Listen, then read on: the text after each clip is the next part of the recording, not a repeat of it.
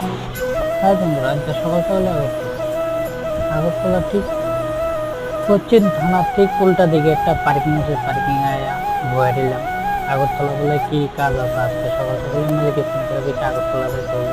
আচ্ছা যাক, আমি কিতা করবো তো আগরতলা আইছে আয়া দি বাপরে বাপ যে গরম ফালাইছে বন্ধুরা, কিতা করতাম।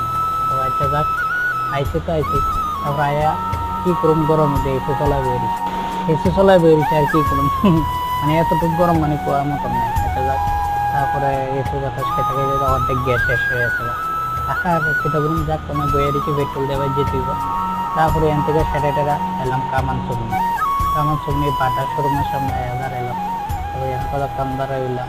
তারপরে এই জায়গা তো সেম দশা আয় না এনা এনা এনা ফোন আয় না।